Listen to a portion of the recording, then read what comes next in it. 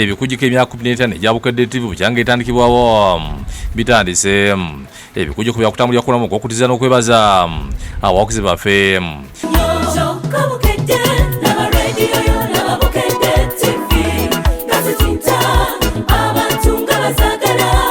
Bw'abadde ajula enteekateeka ezigenda okugobererwa mu kujaguza kuno mani gya Bukedde TV Richard Kayira Ssaalongo ng'ategeeza nga bikisanya okujaguza emyaka gino nebituukiddwako nga kitadde kutofa liteereddwako abalabi baffe. Okusooka byonna twagala okwebaza nnyo abalabi baffe aba Bukedde TV emyaka 15 nga tutambula ffenna. Twagala okubeebaza nnyo abalabi baffe aba Bukedde TV nti tegibadde bubeezi myaka 15 naye gibaddeko ettoffaali ng'ettoffaali mmwe mulitaddeko mutukuumidde ku ntikko emyaka egyo gyonna era tubeebaza obutajjanga okwo.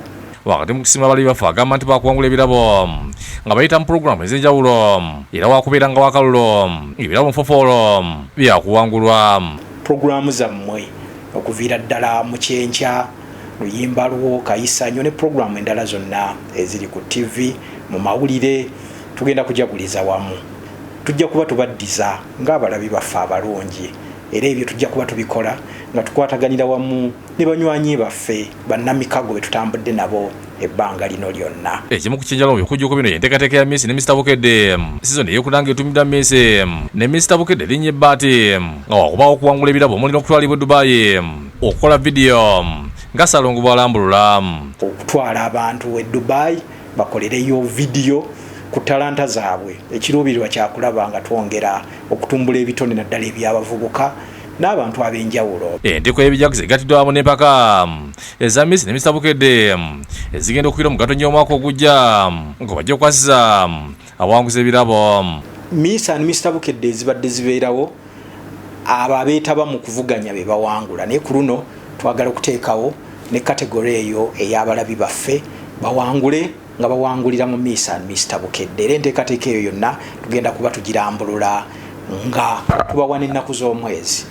Ssaalongo ategeezezza nga obulabi bwaffe bwagenda okufuna omukisa okuddamu okujjukanya ku ebyo ebyasinga okukwata mu babiro ndala mu mawulire ne pulogulaamu zaffe mu lugendo lw'emyaka 15. Mu mawulire mulimu emboozi ezo nammwe ezibakutteko ennyo ezo tugenda kuddayo tubalage kiki ekyaddirira. Ezimu twazikola mu 2015 myaka kati kumpi 10 ezimu zakolebwa 2012 myaka mingi nnyo era nga muli eyo mwebuuza kiki ekyaddirira ku mboozi eyo.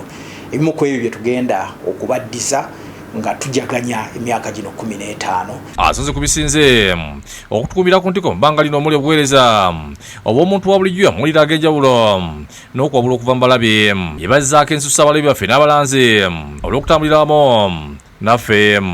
Era nzikiriza ti nga tutambulira wamu emyaka mingi bufukunya gye tujja okutambula. Ebyobulambuzi bibyo babirese amawulire agabutikidde buli omwalize olwate tuwoomerwe agataliko nfuufu eyayiyaliwa webale musajja gwe wayiya bulungi nnyo. Disani Mutyaba yakusakidde guli ku Bukedde TV.